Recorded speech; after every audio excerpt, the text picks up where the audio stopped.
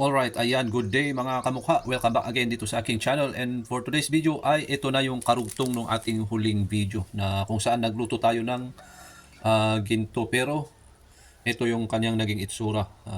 Ang pangit siya. Ayan, so ganyan yung itsura niya. Ayan, ito yung niluto natin nung huling video natin na ginabi tayo. So ito yung kanyang karugtong oh. Ayan. Tawag sa amin dito pagka ganyan na maliit ay binugas siya. Yan siya. So, ang gagawin natin ngayon ay i-remelt natin to gamit itong bagong torch ko. Ayan. So, ito, kung gusto nyong umorder nito, ayan, mag-PM lang kayo sa aking FB page. Ayan.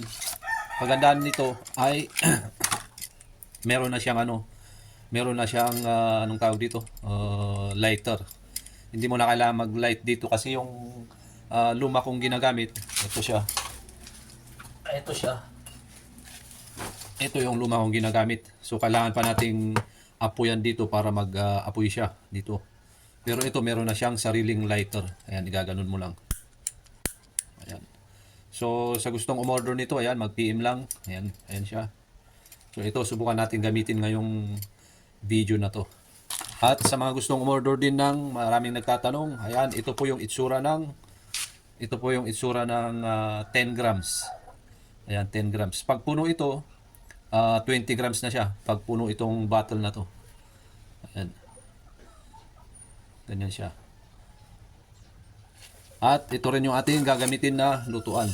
Bago na. Kasi yung ginamit nating lutuan nung huling video natin ay luma na kasi. Kaya siguro yun yung nag-apekto sa niluluto nating ginto.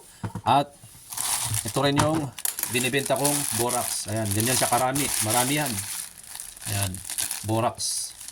So, nakaset na ang lahat at umpisa na natin ang video.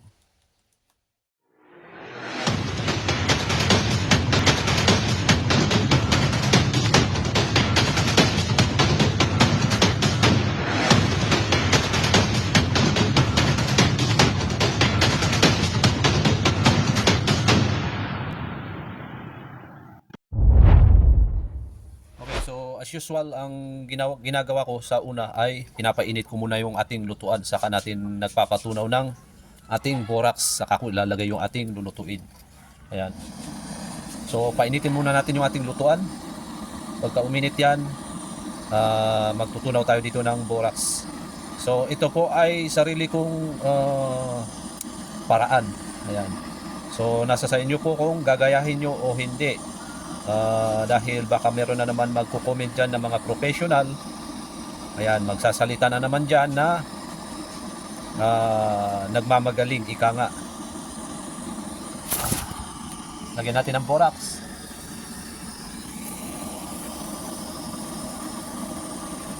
Ayan, hanggang sa matunaw yung ating nilagay na borax. Pag natunaw yan, dagdagan pa natin. Yan.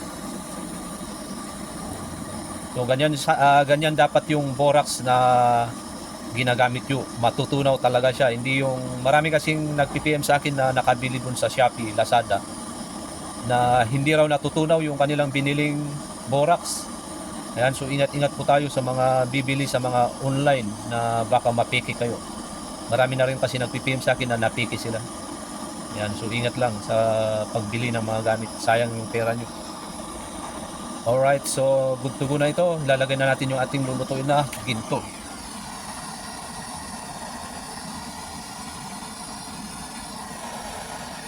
Asan na? Hindi ko mahanap Ayan, tanggalin ko muna yung nakadikit na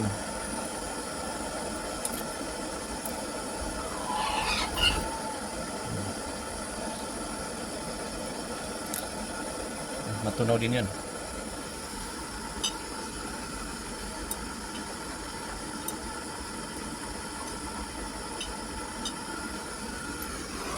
Tapos lagyan natin ng konting borax. Ayan, paunti-unti lang tayo paglagay ng borax. Kasi ako pagka nagluluto ako, hindi talaga ako maramihan naglalagay ng borax.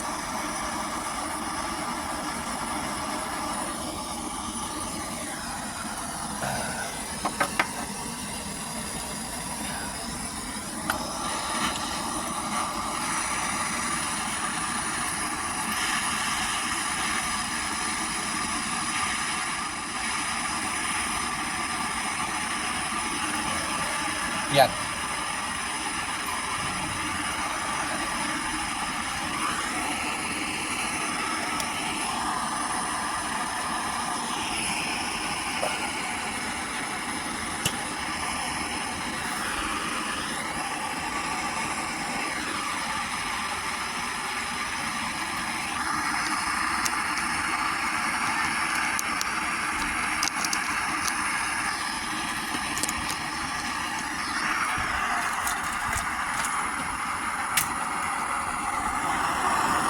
Ayun.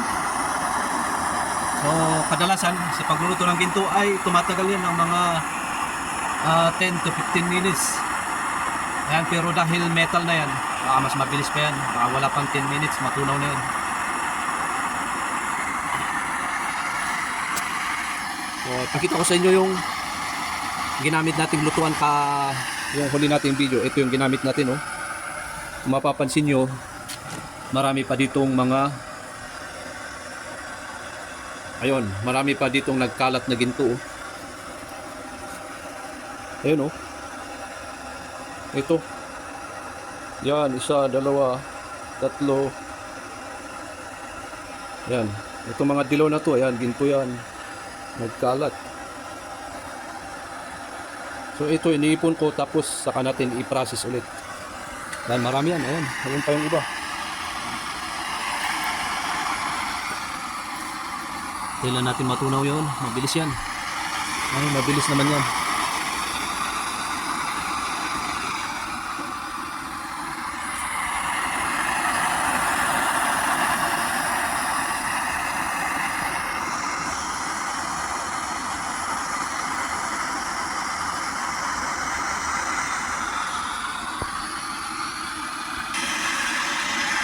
Ayan, nilagay ko na yung isa nating torch kasi medyo matagal siya eh.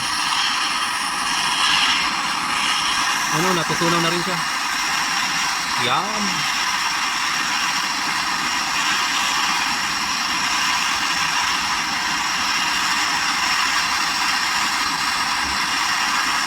Konti na lang, konti na lang.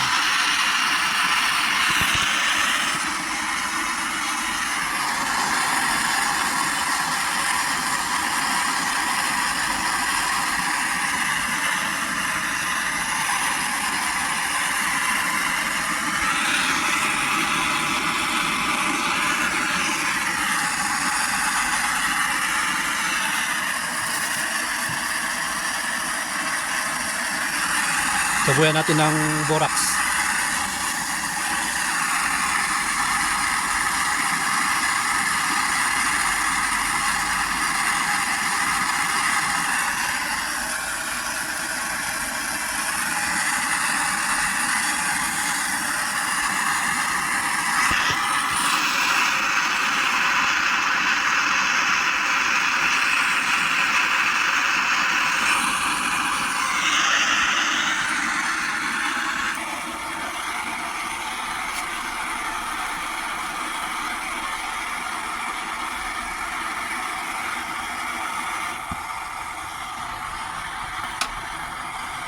Pwede na siguro yan. Dahan-dahan.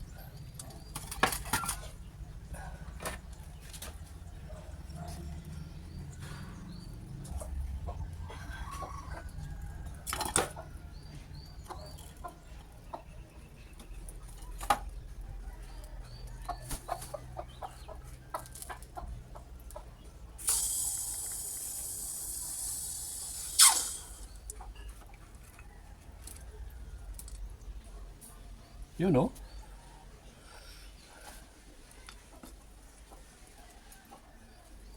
Ah, yes, nangitim.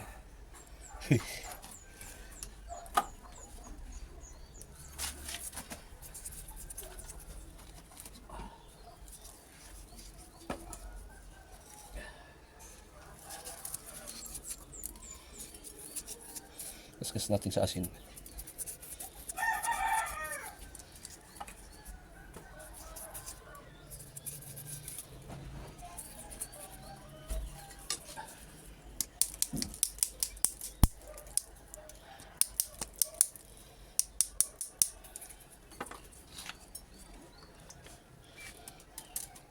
Ano naman to, borax tong nangitim na to. Borax itong umitim na to. So matatanggal din yan.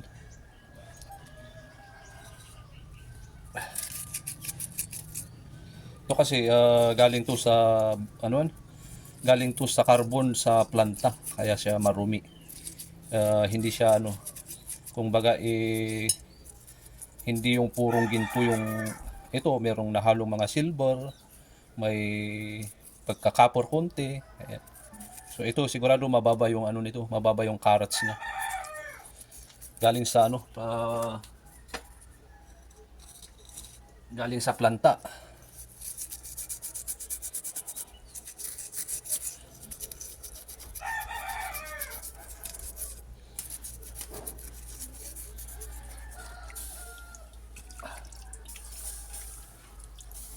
Yun.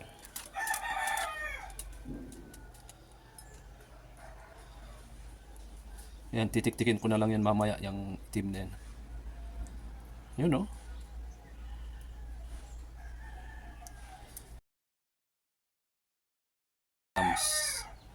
Alright.